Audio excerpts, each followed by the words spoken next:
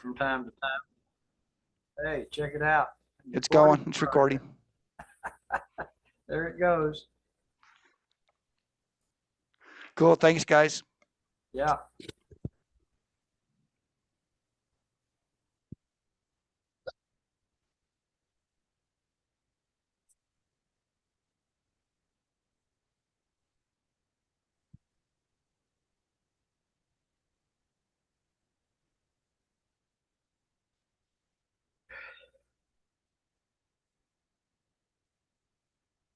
Good evening, gentlemen. Could everybody hear me?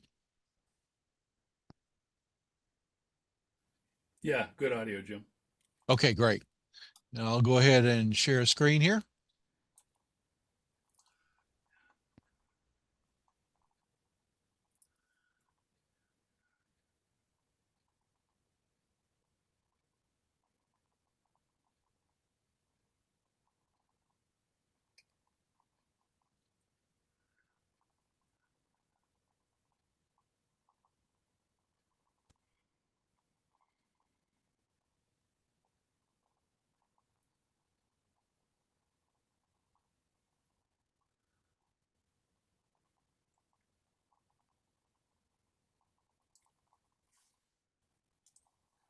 And let me know when you can see the screen that I'm sharing here.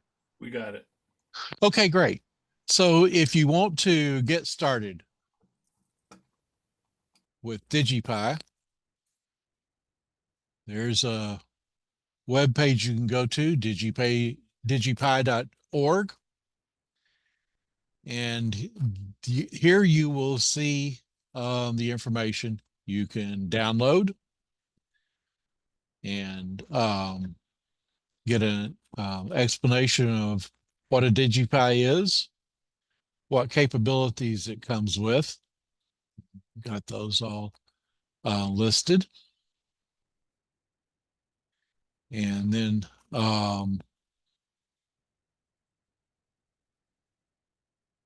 you have some things you might want to buy to help get this going. Something that tells you how to put the hardware together. And then information about software. And here you have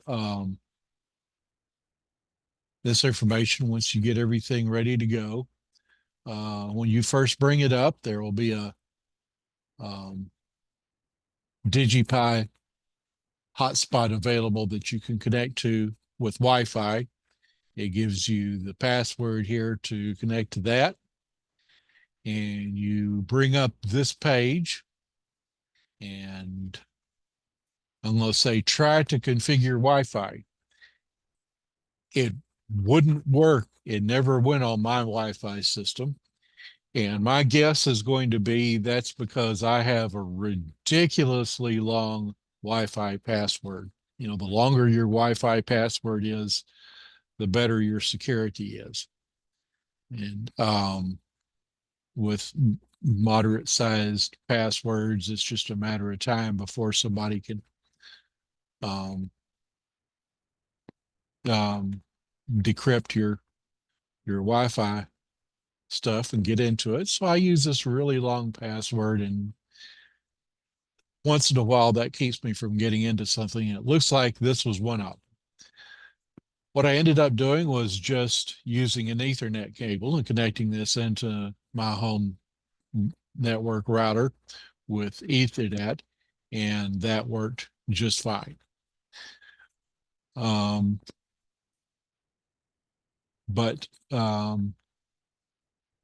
I'll go ahead and show you what that looks like. I'm going to click on the Wi-Fi configuration in the interface for that. And this is what you get if you follow the instructions from that website. You get this very simple Wi-Fi setup screen where you give it the name of your Wi-Fi network and the password to it and submit that and then reboot it. And it should come up connected to your Wi-Fi. In my case, it didn't, so I have it connected to my home network, and that's working out just fine too.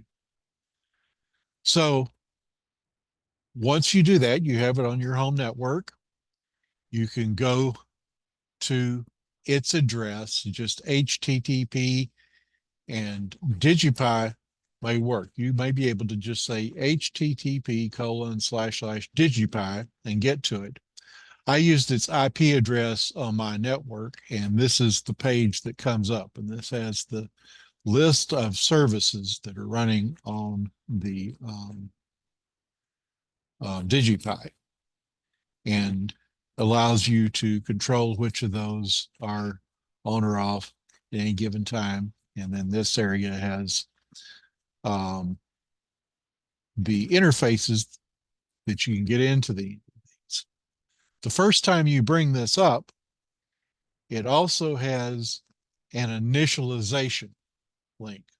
That one is highlighted for you, so you'll see it for sure. And you click on that initialization link, which no longer appears on mine because I've already done this step. And that's where you fill out some information about things like your call sign, your grid square, your credentials for WinLink, identifier for AX.25, packet ID, and so forth. The things that personalize this, and those get connected then into your configurations, so that your those things that you supplied, like your call sign and things, are inserted into the configuration for you already. And then you have this list. Anything that you have up and running will be green. You can you have buttons here to turn things on and off. I have FL Digi turned on, and I don't want to start by looking at that, so I'm going to turn it off. You'll think about it for a minute. When that page is refreshes, then the green has gone away from there, so FL Digi is no longer running. Now turn on WSJTX for FT8 and give it a minute to think about it again. And now it's come up with the green indicator to show that WSJTX is ready. So I click on Hey, this. Jim, a quick question. Yes, go right Get my ahead. head around it.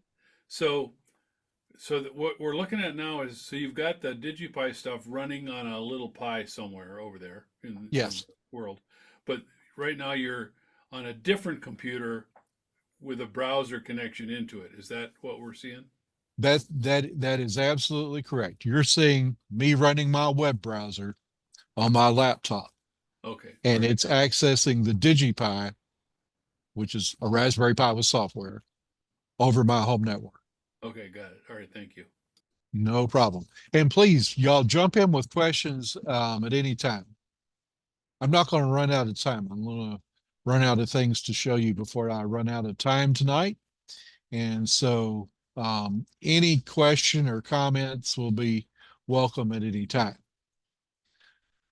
So here it is. I'm on a web page that this brought up. The web page that I had is still there in this first tab, but it opens a new tab that has a web-based VNC client that has the WSJTX running. If you read that web page I first pointed out to you with at digipi.org, I mentioned somewhere in there that it may be easier to run WSJTX and JS8 call from a VNC client. So if you want to run those from a VNC client, that's another option. But this web-based VNC client will work as well. One thing it does do is this window takes up the entire window that's available. And so if your graph is present, it will cover it up. If I minimize the main window, then I can see the graph. And then if I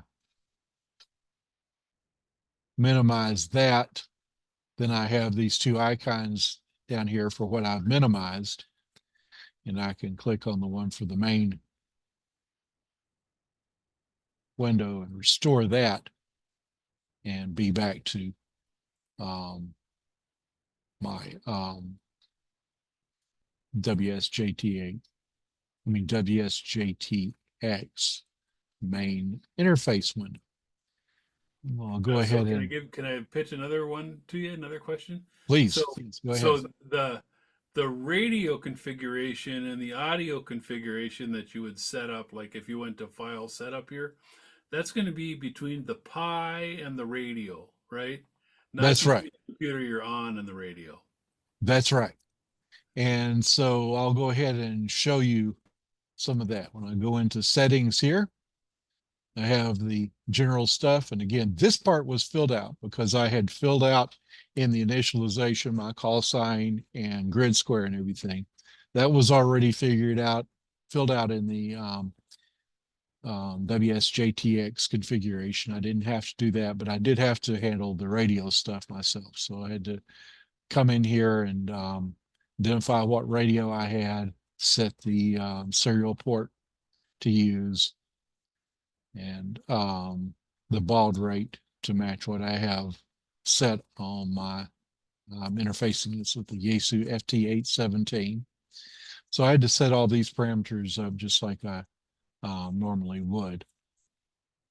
Now here's the thing, CAT works great. So I do test CAT and that works. I've got my push to talk method selected as CAT. Unfortunately, the FT817 doesn't have a Vox in digital mode. So I don't have a Vox option at all. I need the CAT-based push to talk. There is a CAT command for push to talk on an FT817. When I try to test that, I'm getting this error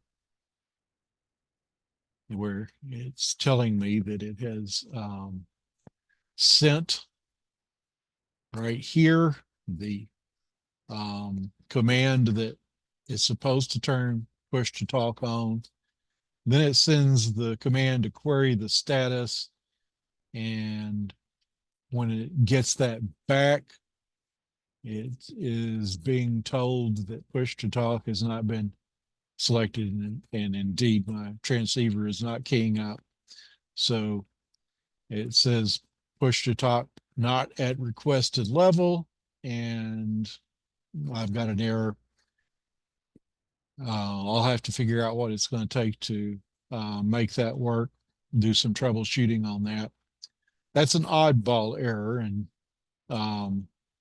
you know, most people are going to get luckier than I am, and the configuration is going to work out smoothly.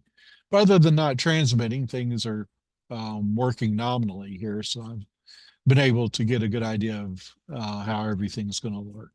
Of course, I had to go over to the audio settings as well and find the audio devices that correspond with the DigiRig that I'm using to interface with the transceiver. I'm using a DigiRig as an audio interface. And of course, if I had something like a FT991A or 7300 or a lot of the other things that people are getting these days, that would have built-in audio interface accessible via USB, and I would just run a USB cable between the DigiPi and my transceiver.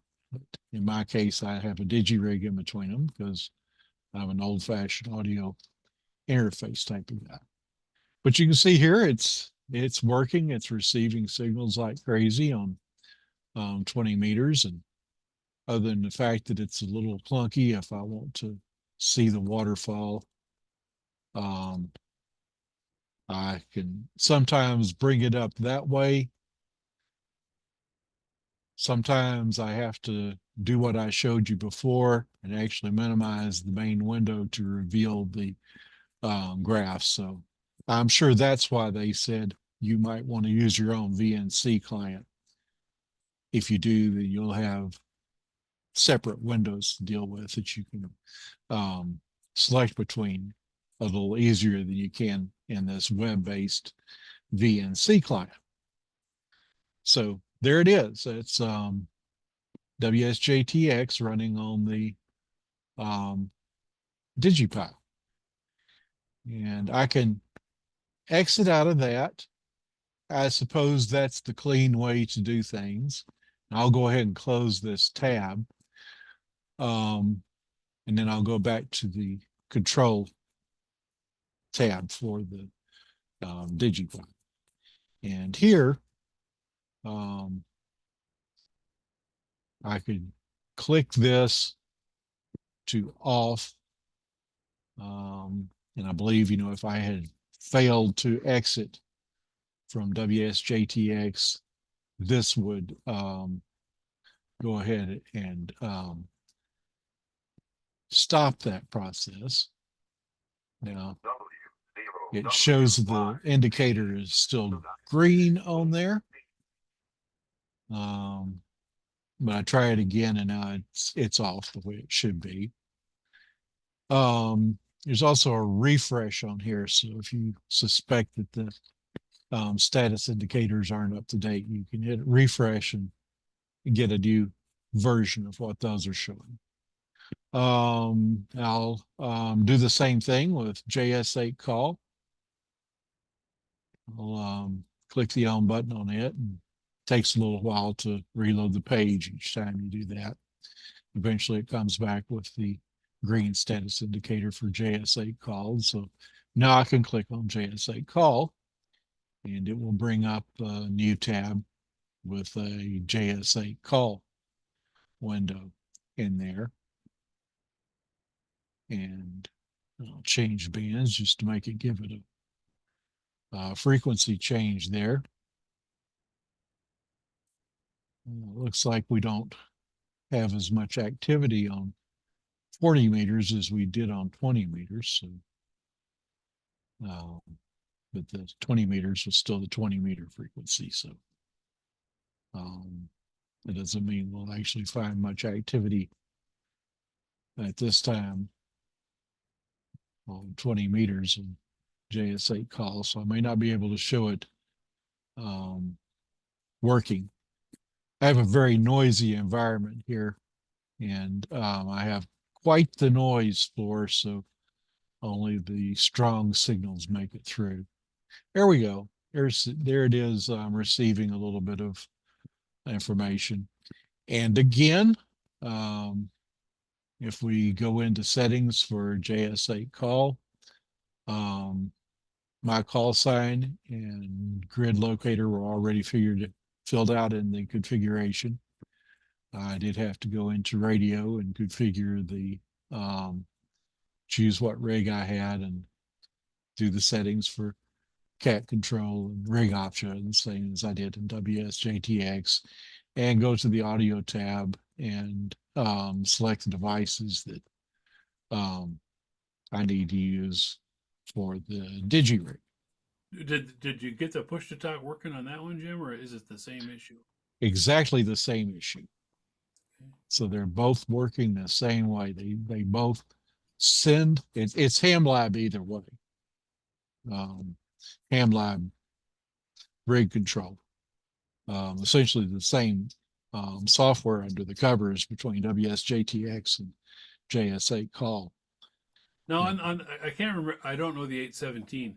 Is that a USB cable that is the single connection that you have between the computer and the radio, or are there two cables, or kind of what do you have there? With a DigiRig, you have two cables. One of them is the audio cable that connects up to the data port on the back of the 817. So that's the that other like one a is like a 6-pin round one, sort of.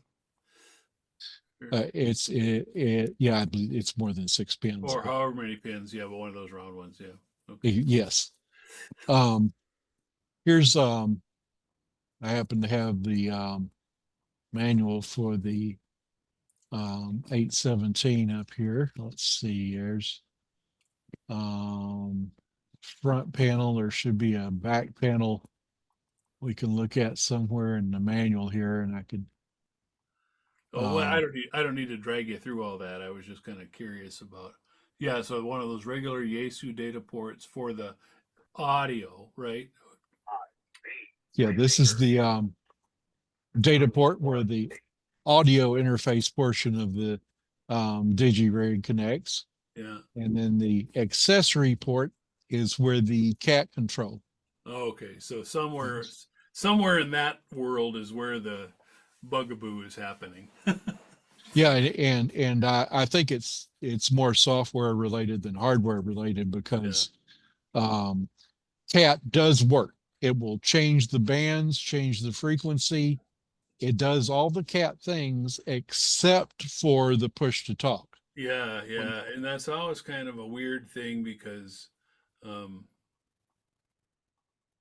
because different radios do it different ways and it's hard to figure out. yeah, I've kind of dug into this a little bit and down at the bottom of the FT817 manual, this is one of the ones where they're nice and go ahead and put the information about cat control in the manual itself instead of making you have to reference a separate manual if you want to find out how to do cat control. And I thought that was nice. And you can see in the cat control section, there's this push to talk on and off. You send it an 08 and it's activates push to talk. You send it an 88 and it deactivates push to talk. Mhm. Well, if we go over here and oops, hit the wrong one. Well, terrific. That's okay. I'm not out of time. Bear with me and we'll get back in there and illustrate what it's doing. I don't know if that's going to bring it up. Nope. So I've got to turn that off. Turn that back on to get back into it. And when it comes back up, I'll go ahead and click on this, bring that up, and we'll be running JS8 call again. Now, when I go into settings, here are the cat control parameters I had to set up. Yeah, now And that's all working, so that's all great, right? yeah, rig control, I need cat. Can't use DTR RTS without adding additional hardware and mucking with the connectors and all that kind of stuff. And Yeah. no, I don't want to go that route. I need this cat thing to work. I don't have the Vox option because that is not a feature of the 817. Yeah, And yeah, and that, S18 doesn't have Vox on the digital mode. It has it for sideband, but it doesn't have it for digital. So I really need its Vox command, its cat command to work. Now, if I test cat, that's fine. But if I test push to talk, it thinks about it for a minute and it comes up with this yeah. I box. wonder, you see that advanced part where it says PTT command? I wonder Yep. if you got to put the whatever that um, code was that you were just looking at. Well, if you read through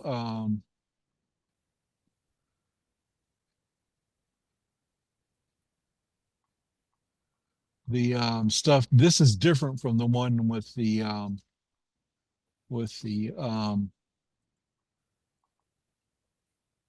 WSJTX. WSJTX doesn't ask you what command to use, and I'm just its looking at that trace. window, you know, behind, if you behind that advance right there at the bottom, that PTT command, I wonder if it wants to have some value there to. Well, 08 was the push to talk command. Of course, it would need to know how to turn it off if that's what we're asking for there, but I'll stick that in there and we'll see what it does with it.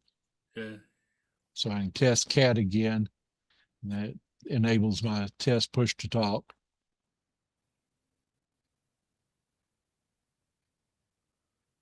No, And that's not it.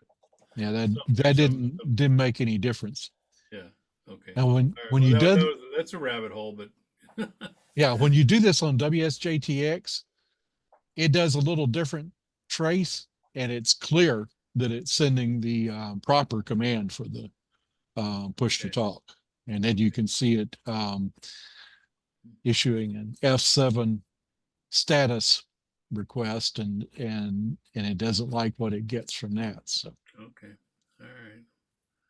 so Fun with radios and computers. We know. yes, it's always something, isn't it? And I know, you know, eventually I'll run into whatever that is. But might as well look at what some of these other things look like. By the way, you can just bring up a shell if you want to have shell access to the system. Then you can log in as the user Pi, which is the default user. And once you're in there, you can get to root by doing sudo or sudo or whatever you like to call it. And then you can get root access, so you can have the command line access to the system if you're a Linux savvy person who's interested in digging into the configuration or workings of the Raspberry Pi. So should you decide you need anything, that could be helpful.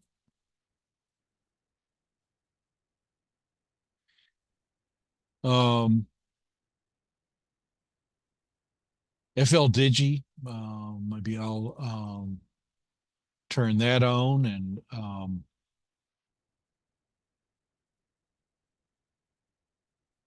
I haven't actually gone through the configuration of it, but you'll get to see what it looks like through here.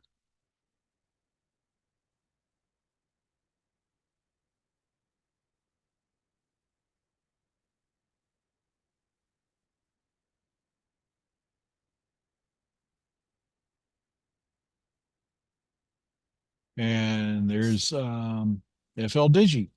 So does it suffer from the same push to talk challenge? I'm wondering. I haven't actually tried to use it yet. Okay.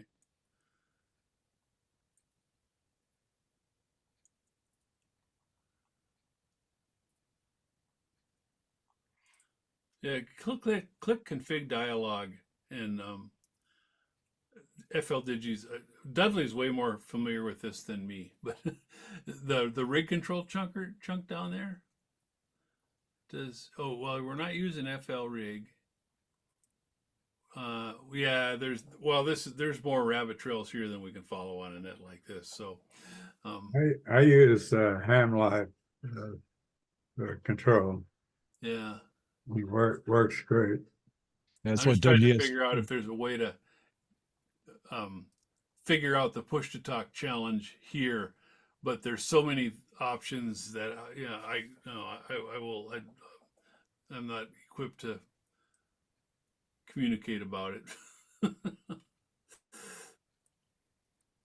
And this is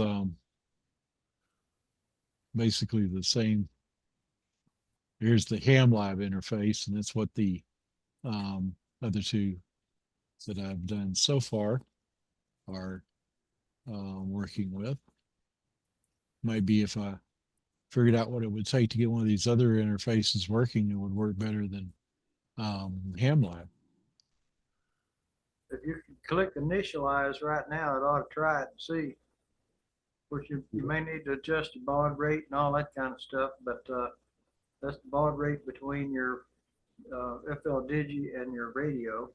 I usually have 19.2 on mine. And you might just select your sound card too. Yeah, it does have the correct baud rate. Oh, And, okay. yeah, I know the device is not the correct one. We weren't really ready to try You and also have to click the use HamLib little tiny button up top there.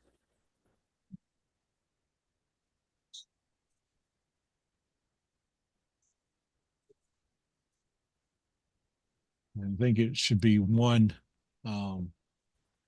stop bit.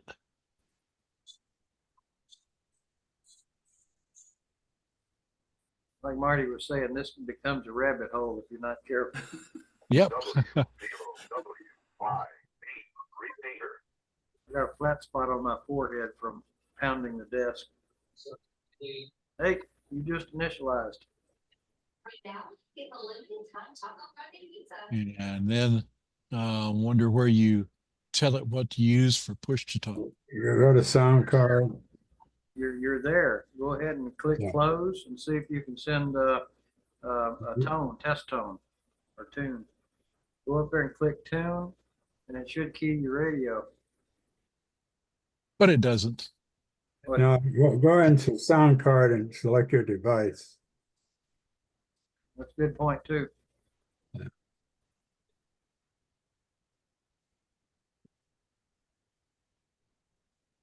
Oh yeah. No, Do need a sound card. devices. Yeah, that would do it. Now you got to select your.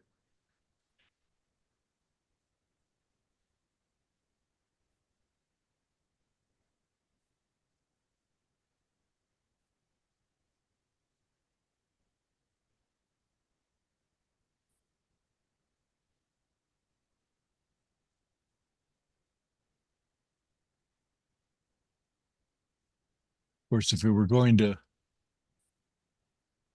be successful, it should have keyed push to talk even with the wrong sound device. Yeah, I think that's right. You're exactly right there, Jim.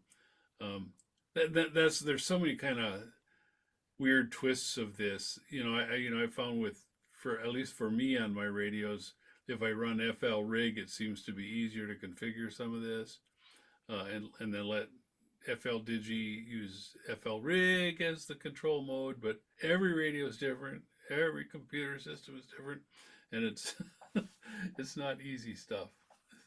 Right.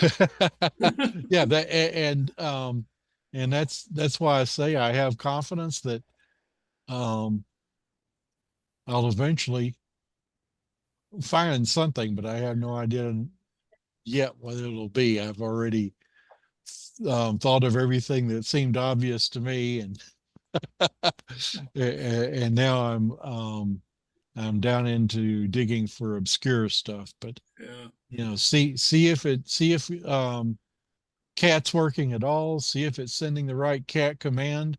Yeah. Oh, Yeah, wow, it is. This is why, in my ham radio journey, because I got lots of radios and lots of computers, and my Malley's law of ham radio and computers is one computer gets to talk to one radio ever. Yes, and that's what I'm doing here. I'm not taking my laptop that I have dedicated to running my 450D and or the digi rig that it uses. None of that stuff is involved here.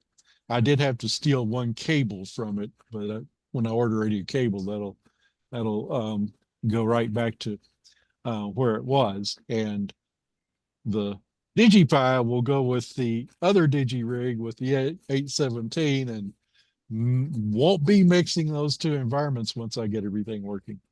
I like that law. Hey, Jim, Yes. what does that rig control daemon do? I'm not sure what's behind that, except that I'm assuming that since um, the configuration it gave me was that these things are using HamLab. If I had to make a wild guess, I would guess that it's something to do with that, but I haven't. I wonder if it's intermediating here somehow, and we don't know what it's doing. I was about to say that. I'm wondering if that's the intermediary between the software and the actual radio. In which case, be careful what I guess they call it control code or whatever else. Like my 706 has got 78. Um, my 7100's got another code. I can't think what to call that code at the moment, but I can pull it up here out of my instructions. It's the CIV address, Dudley, with an icon That's rating. the CIV address, and if that's goofed up, if you got the wrong CIV address in your software for the actual radio, boy, that just causes all kinds of trouble. Yeah, I think that's ICOM only for those guys. But Is that right? CIV is on. what radio are you talking to here, Jim? Yaesu FT8. It's a Yaesu radio. So Yaesu radios don't have that. So Here's what the web page says about the just rig control daemon. It doesn't say exactly what it is. And it doesn't have a button down here, so I can't go into any configuration for it okay. here. Unfortunately, if it did, I'd certainly dive in there and see what it may be doing to this. Does that turn on automatically each time, or does it turn on when a piece of software turns on? It does not turn on automatically. I have turned it on because I noticed it there and said, well, if I'm having trouble with my rig control, maybe I need to have my rig control daemon on. Doesn't seem to make any difference in what happens with the connections that I get to this. Yeah, it's interesting because I wonder, like I found that FL Rig is probably the most stable way that I can control my radios on various computers and stuff like that. That's not a choice here. That it comes from the same place as FL Digi and all the rest of that stuff. I wonder if that if that rig control daemon is trying to do the same things. But yeah, it's how many mirrors are aligned or not aligned between the radio and the computer is always a challenge.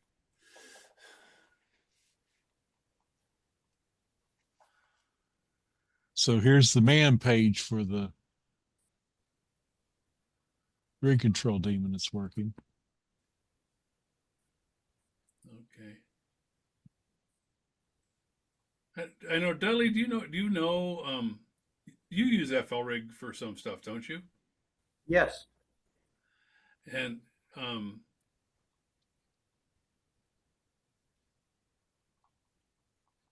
yeah, I just don't know because it's another intermediary between the various digital software and the radio, and like HamLab is, and like some of those other things are.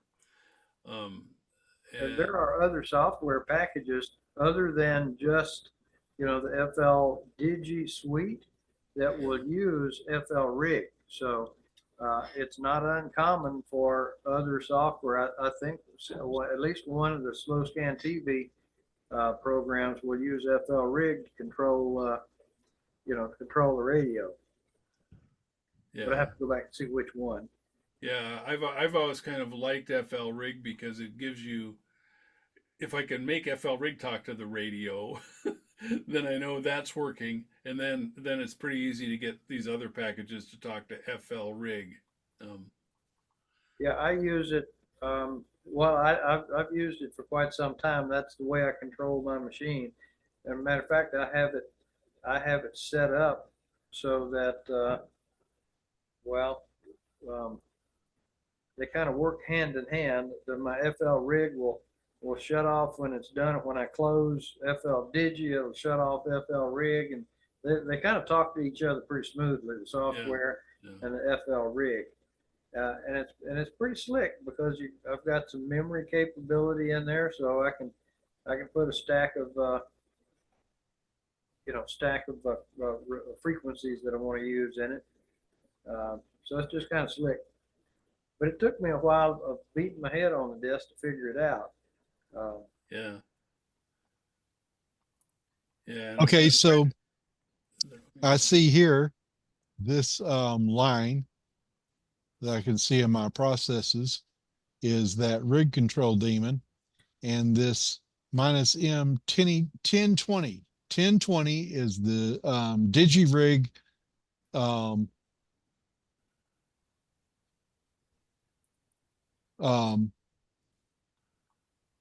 designator for FT817. I bet that, Every transceiver has a 4-digit code that DigiPi uses to coordinate the identification of your transceiver among all these various pieces of software. And so that's what you might want to go back into your software and change that software speed to 4800, because I'll bet that's your speed right there that they yeah, well, I was running at 4800 for hours. Oh. And then I said, you know what, let's try the faster speed and see if it just needs to go faster. Okay. And when I changed my 817 and the software, CAT worked again, except for push to talk. Huh. So the fact that this was started with 4800 isn't keeping it from doing CAT control. Yeah. Okay. Well, we can run down these rabbit holes for hours. Yeah, absolutely. Which I will continue to do until eventually I get this thing working, or you hear a scream all over Bellevue. Yeah. Hey, Jim, what version of Raspberry Pi are you using? Is it 4? You know, I haven't even looked to see what's in this. This was given to me as a completed box. So it's in literally a black box. Okay. You know, somebody had 3D printed a box and built a system in it. And I never have opened it up to see which Raspberry Pi is this. It'll run on a 2W, 3 or 4. That's you know, what your options are is it's part of the information on the main web page at digipi.org. Yeah, I had a Raspberry Pi 1 long time ago, and I just enjoyed the heck out of it for a short period of time, and then realized that, well, as marvelous as the tool was, there wasn't much I could do with it. And I ended up giving it away to somebody else for their son to be able to, you know, play with something with Linux and that kind of stuff, and kind of lost track of what happened to it. I love my Yaesu FT818. I'm surprised. Yeah, they are nice. In addition to this, and I have a Pi Star as well. So those two Raspberry Pis are dedicated to specific purposes. I also have a Raspberry a Raspberry 1 and a Raspberry 2B. So I've enjoyed playing with those for years. As a matter of fact, that's what I did digital modes with for years. For years, I ran FL Digi. I ran a lot of Olivia, and then FT8, WSJTX, ran those from a Raspberry Pi 2B for years.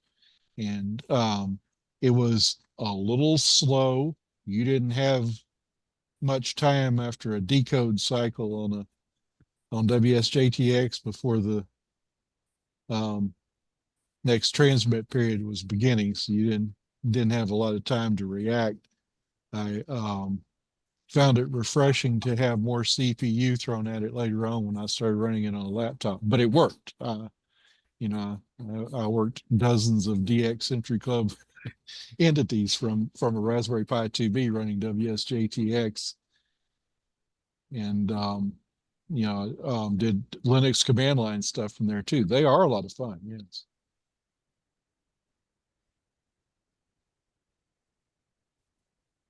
Well, I enjoyed mine while I've had it. And from time to time, I read about these new ones like the Raspberry Pi 4, and I get the itch to get another one because they're so much more powerful than the original ones. Yet they're still so so slow sippers of power, and Yes. the capability is just astonishing. You can run one on a 12-volt battery. You get a 12-volt monitor. I mean, you're cooking with gas, and you got a server right there, and it's just like that WinLink email server. You get all the bugs worked out of it. Now you got a WinLink node wherever you want it in a briefcase if you choose to do so. And you can hook up HDMI, mouse, keyboard, all the things that you would normally have. And if you want some faster storage, you can get yourself a fast drive. They're pretty good USB drives that are a lot faster than the SD cards, and so you can hook one of those up, and especially if you got one of the more recent Raspberry Pis that has USB 3, you're getting to where you've got some pretty good performance and for something that's basically $100 for the CPU. Is there any of this stuff that anybody would like to see what it looks like? Any of the APRS or any of the other things that it has that I haven't shown you that you'd like to look at and just see what they look like?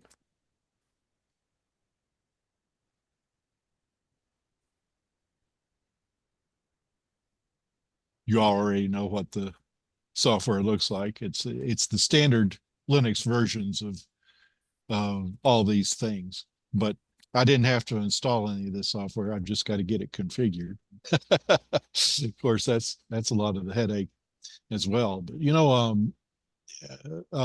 hear from people from time to time who hesitate to get too immersed in digital modes because they don't want to install a bunch of software on their computer that they're depending on for other things, and run the risk of running into configuration conflicts and all that kind of stuff. And so, for somebody who'd rather not do that, well, you don't need anything but a web browser on the device that you interface with, and that's a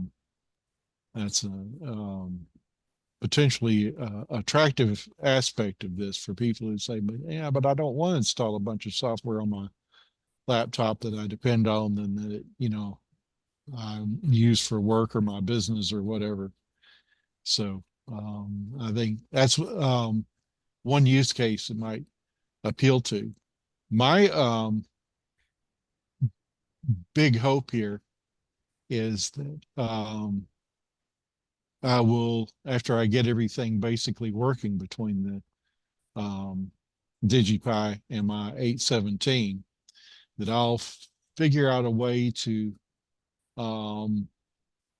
get my phone to interface with the DigiPi, just talking Wi-Fi to Wi-Fi, so I don't have to have a separate Wi-Fi router present. If I can just get them talking to each other via Wi-Fi in a way that allows all this stuff to work, then for portable operation, an 817, a DigiRig, they're just a little box that's about 2 inches long and 1-inch square rectangular version of a cube. And so, and of course, Raspberry Pi is only a little bit bigger than that. And so with hardware that I could hold in my hands, both hands with ease, and my phone as the interface, that would be all I would need for portable operations. So that's why I decided that I would put the DigiPi with the 817, so everything will be small like that, and small, light, low power, ought to be great for portable operation. The most power hungry thing there will be the transceiver. No need to worry about a laptop necessarily, or the router some people end up taking with them if they want to. That'd be something fun for like a Go box, making like a Go box out of it. Yes. Yes. Hey, Jim, I just dropped an experiment you might run in the chat. That was something I found with how somebody made the 818 work for push to talk, and maybe that's a rabbit hole you can run down at at your leisure.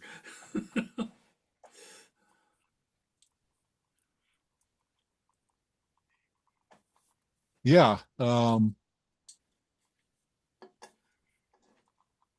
they're not using CAT for the push to talk, but using RTS for the push to talk. I don't know. Yeah. Now then, if you do that, then you have to get some additional hardware in there and tie into that. Yeah. The article, this was with a DigiRig. So I don't know. I'm just throwing it out for your further frustration. Yes. You're just stoking the fire here, you know? Yeah, I tried. Let's just click RTS and see what happens. I tried that. It was as unhappy with that as it was everything else, and that's the only difference between this one and mine is the RTS being chosen there. And I did try both the RTS and the DTR options on that. No joy. But Hey, Jim, yes. I'm gonna have to drop out. The wife just got back and we had made plans to take a walk as soon as she got back. So I'm gonna drop out. But before I did that, I wanted to thank you for this presentation, because this is just darn cool, because now it's kind of got my saliva going for a Raspberry Pi. Like I said, I've had the itch for a while, and this might be the scratch for it. So I'm kind of getting the desire. I did not know that DigiPi existed, and I haven't even bothered to look for that kind of stuff. I had the Raspberry Pi 1, really liked it, and I've sort of peripherally followed along, and I'm tickled to see this kind of a setup for a load, because that just lightens the load of loading the software. Now it's just the challenge of getting the configuration. And I'm confident you're going to find it. It's just right now it's going to require a little research. If you're interested in that kind of thing, I'd also like to mention the existence of Dragon OS. Dragon OS is very similar to DigiPi in that it's a distribution of Linux that has all the ham software already installed.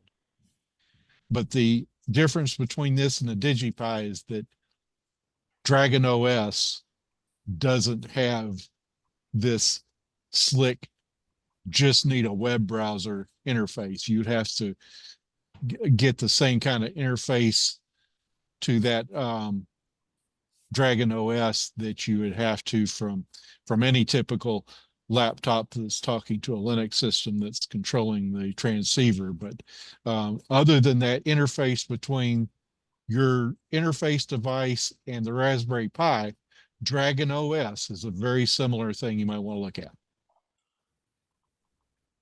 I hadn't heard of that either, so I appreciate the feedback. Well, good night, everybody. I got to run. Got to go take that walk and keep me and the wife happy. Thanks for being here. 7-3. See ya. Have a good night. And folks, I've shown you everything I know to show. I showed you the stuff that I'm more familiar with. I have WinLink on here. I can't wait to get all this stuff working, and now I'll have something that I can do WinLink with without having to break down and violate that rule about don't mix what computer connects to what radio.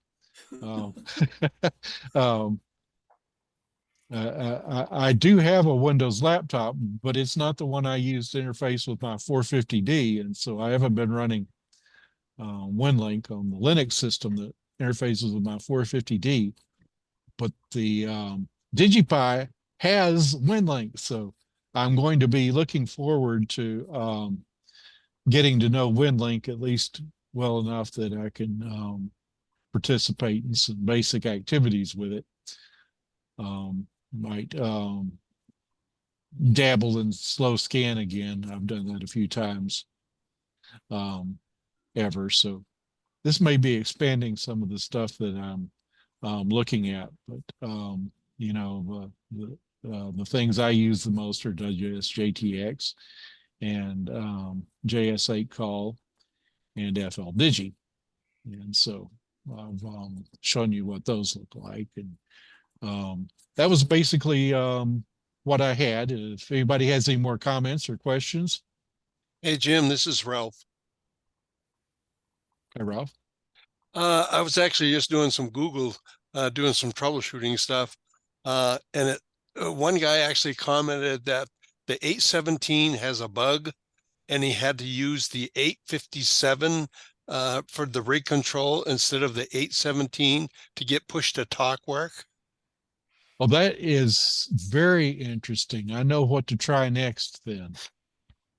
Yeah, I would just give that a try and just see if you that has any luck for you. Yes. Thank you very much. I'm eager to try that now. That could be very interesting indeed. This was a great topic, Jim. Thanks for bringing it forward. I'd never heard of this thing, so it's very insightful and helpful. Well, you're welcome, and glad you enjoyed it. And I guess with that, we'll call it quits. Thanks for being here tonight, guys. And by the way, we have a 5th Tuesday this month, so we'll probably need to figure out what we're going to do for TechNet for a week from tonight. I'll be in Australia, so can't help. Oh, can't you run it remotely or something? Well, on 4 watts, I don't know. Yeah, if somebody doesn't come up with something more tantalizing, I'll be glad to either throw something together at the last minute or just have a general topic session. So see y'all again in a week. Yeah. All right. Thanks, Jim. Thanks, Jim. Thank you. Bye-bye. All right. See y'all later. Bye.